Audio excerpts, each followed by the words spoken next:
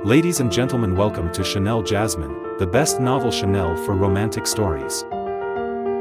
Hai guys, selamat datang di channel Jasmine, channel terbaik untuk menyimak novel-novel romantis. Mohon dukung channel ini dengan subscribe, like dan share video-video yang ada di channel ini. Terima kasih.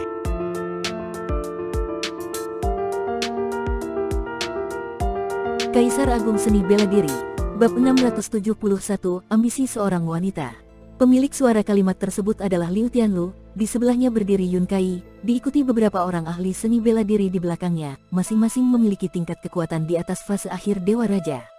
Sebagai seorang ahli dari dunia atas, kekuatan tempur mereka di tingkat yang sama sudah jauh lebih kuat dibandingkan dengan para ahli dari dunia bawah. Dengan Liu Tianlu sebagai pusat kelompok kecil ini, kekuatan tempur mereka termasuk yang terbaik di antara para ahli seni bela diri yang memasuki bintang waktu. Seorang kaisar dewa legendaris yang mendominasi zaman kuno, akhirnya malah meninggal di tempat terpencil seperti ini, kata Liu Tianlu dengan nada penuh perasaan. Jika Tuan Muda berhasil mendapatkan warisan dan senjata kekaisaran yang ditinggalkan oleh Kaisar Dewa Wuliang, di masa depan Anda pasti akan menguasai dunia, ujar seorang pria dengan tingkat kekuatan setengah langkah Dewa Kaisar di belakang Liu Tianlu sambil tersenyum memuji. Pujian dari bawahannya tampaknya sangat menyenangkan hati Liu Tianlu, yang memang memiliki sifat cukup percaya diri, bahkan cenderung sombong.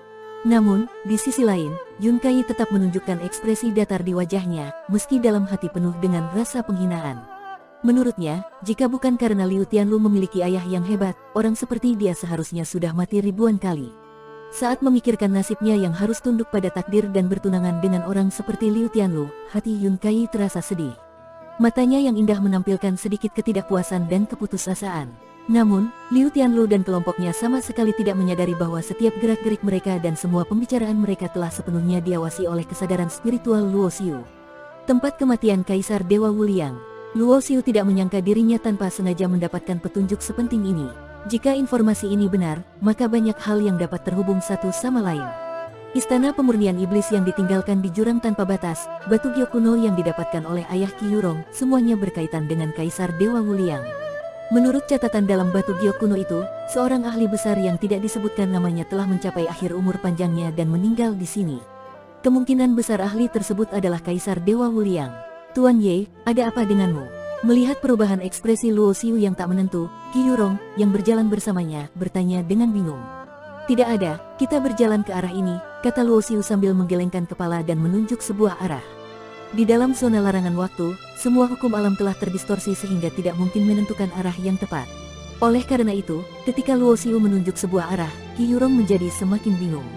Namun, sebenarnya arah yang ditunjukkan Luo Xiu adalah ke arah tempat Liu Tianlu dan kelompoknya pergi. Karena hukum di sekitarnya terdistorsi, arah terus berubah. Namun, kesadaran spiritual Luo Xiu dapat mengunci posisi Liu Tianlu dan kelompoknya, sehingga dia hanya perlu mengikuti mereka sambil terus menyesuaikan arah. Luo Xiu tidak menjelaskan hal ini. Kesadarannya bisa meluas hingga ratusan mil, sementara orang lain hanya bisa mendeteksi beberapa meter saja. Dia tidak ingin orang lain tahu tentang keistimewaannya. Qi Yurong pun tidak bertanya lebih lanjut. Dia tahu bahwa Tuan Ye memiliki banyak rahasia, tetapi dia sendiri juga memiliki rahasia yang tidak ingin diketahui orang lain. Karena kepercayaannya pada Luo Xiu, Qi Yurong tidak bertanya apa-apa. Dia mengikuti arah yang ditunjukkan oleh Luo Xiu dan berjalan bersama dengannya. Langkah Luo Xiu tidak terlalu cepat. Kesadaran spiritualnya tetap mengunci posisi kelompok Liu Tianlu, menjaga jarak di antara mereka sekitar 10 mil. Kristal waktu. Tiba-tiba, Qi Yurong berseru sambil menunjuk ke sebuah batu kecil seukuran kuku jari tidak jauh di depan mereka. Luo Xiu mengulurkan tangan, dan batu itu melayang ke tangannya. Batu itu agak transparan dengan aliran hukum perlambatan waktu yang samar, meskipun cukup lemah. Apa gunanya benda ini? Luo Xiu bertanya dengan ragu sambil menyerahkan kristal itu kepada Qi Yurong. Itu adalah kristal waktu. Qi Yurong terlihat sedikit bersemangat. Tuan Ye tidak tahu apa itu kristal waktu. Luo Xiu menggelengkan kepala. Dia memang tidak tahu apa kegunaan benda itu, meskipun mengandung hukum perlambatan waktu, efeknya terasa biasa saja. Jangan remehkan kristal waktu sekecil ini. Hanya seukuran kuku, tetapi harganya bisa mencapai miliaran kristal ilahi tingkat menengah, kata Qi Yurong. Serius, benda ini semahal itu? Luo Xiu terkejut. Qi Yurong mengangguk dan menjelaskan, karena kristal waktu bisa digunakan untuk membangun penghalang waktu. Semakin banyak kristal waktu yang digunakan, semakin baik efek penghalangnya. Rasio waktu dengan dunia luar bahkan bisa mencapai 1:10. Dengan penghalang waktu 10 kali lipat, berlatih selama 1 tahun di dalamnya setara dengan 10 tahun. Oleh karena itu, nilai kristal waktu sangat tinggi. Mendengar penjelasan Qi Yurong, Luo Xiu akhirnya memahami nilai kristal waktu. Namun, bagi dirinya, benda itu terasa seperti barang yang tidak berguna, karena dia sudah memiliki sari cahaya abadi yang jauh lebih baik. Namun, bagi orang lain, kristal waktu sangat berharga karena dapat mempercepat proses pelatihan. Dengan bantuan kristal waktu, waktu yang dibutuhkan untuk mencapai tingkat kekuatan tertentu bisa dipersingkat secara drastis. Karena pemikiran awalnya, Luo Xiu tidak langsung menyadari potensi penggunaan kristal waktu. Namun, setelah mendengar penjelasan Qi Yurong, dia menyadari bahwa kristal waktu memang bisa digunakan untuk membuat formasi dengan hukum perlambatan waktu. Tentu saja, karena ukuran kristal waktu ini terlalu kecil dan hukum perlambatan waktu yang dikandungnya terbatas, kristal ini hanya bisa digunakan untuk membangun penghalang dengan rasio 1:1. Selain itu, Luo Xiu menyadari bahwa jika menggunakan kristal waktu untuk membangun penghalang waktu, hukum waktu di dalam kristal itu akan terus berkurang. Hal ini berarti bahwa benda ini adalah barang sekali pakai, berbeda dengan dunia cahaya abadi miliknya yang dapat digunakan tanpa batas. Namun, meskipun bersifat habis pakai, manfaat dari penghalang waktu sudah cukup untuk membuat banyak orang kaya rela mengeluarkan banyak uang untuk membelinya. Karena kamu yang menemukannya, kamu simpan saja, kata Luo Xiu sambil menyerahkan kristal waktu itu kepada Qi Yurong. Benarkah aku boleh memilikinya? Qi Yurong terlihat sangat senang. Bukan karena nilai kristal waktu yang mencapai miliaran kristal ilahi, tetapi karena benda ini sangat langka, bahkan dengan uang sekalipun sulit didapatkan. Jika dia bisa menggunakan kristal waktu ini untuk membuat formasi penghalang waktu, dia yakin bahwa kekuatannya akan meningkat pesat dalam waktu singkat. Meskipun kristal waktu mengandung hukum waktu, mencoba memahami rahasia hukum waktu dari benda ini hanyalah mimpi belaka. Sepanjang sejarah, banyak orang telah mencoba, tetapi hampir tidak ada yang berhasil. Hukum waktu disebut sebagai salah satu hukum paling misterius dan sulit dipahami di alam semesta. Jika hukum ini mudah dipahami, maka sudah lama menjadi hal biasa di dunia seni bela diri. Ambil saja, di zona larangan waktu ini, hukum waktu menyebar di mana-mana. Pasti ada banyak kristal waktu yang bisa kita temukan. Jika kita menemukan lebih banyak, kita bagi dua. Luo Xiu tidak pelit mengenai hal ini. Bagaimanapun, juga, Qi Yurong adalah orang yang membawanya ke zona ini. Selain itu, dia tidak membutuhkan kristal waktu untuk berlatih, hanya untuk menukarnya dengan kristal ilahi. Bagi Qi Yurong, benda ini lebih berharga. Percakapan mereka berlanjut, dan mereka terus bergerak maju. Sepanjang perjalanan, mereka menemukan lebih banyak kristal waktu.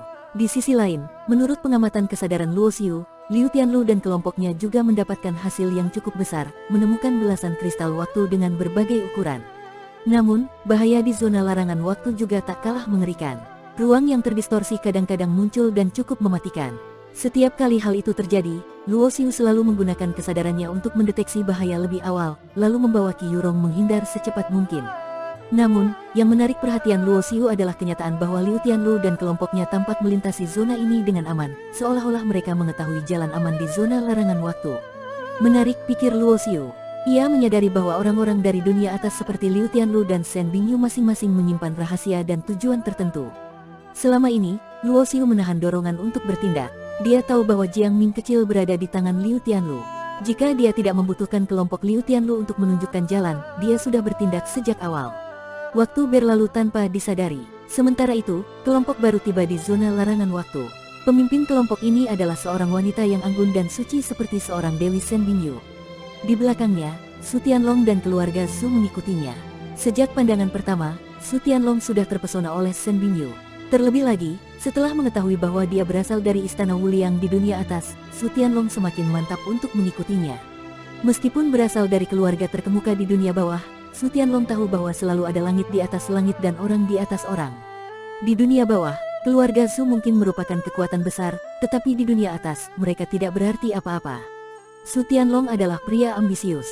Dia ingin melangkah ke dunia yang lebih luas dan mencapai pencapaian yang lebih besar. Ketika dia bertemu Shen Bingyu, dia merasa ini adalah kesempatan langka baginya. Bisa direkomendasikan menjadi murid Istana Wuliang sudah merupakan kehormatan besar. Namun, jika dia bisa memenangkan hati Shen Bingyu, itu akan menjadi keuntungan yang tak ternilai. Shen Bingyu memandang jauh ke dalam zona larangan waktu. Rahasia tempat ini bahkan tidak diketahui oleh penguasa maupun para tetua Istana Wuliang. Semua orang berpikir bahwa tempat kematian Kaisar Dewa Wuliang berada di Istana Wuliang. Di istana itu, terdapat sebuah area terlarang yang dikabarkan menjadi makam sang Kaisar Dewa. Namun, Shen Bingyu tahu bahwa di area terlarang Istana Wuliang tidak ada jasad Kaisar Dewa Wuliang. Semua itu hanyalah kebohongan. Keberadaan sebenarnya dari Kaisar Dewa Wuliang tidak diketahui bahkan oleh para pemimpin istana Wuliang. Selama ribuan tahun, mereka diam-diam menyelidiki tempat kematiannya. Kaisar Dewa Wuliang meninggalkan warisan sebelum kematiannya, itulah asal mula istana Wuliang.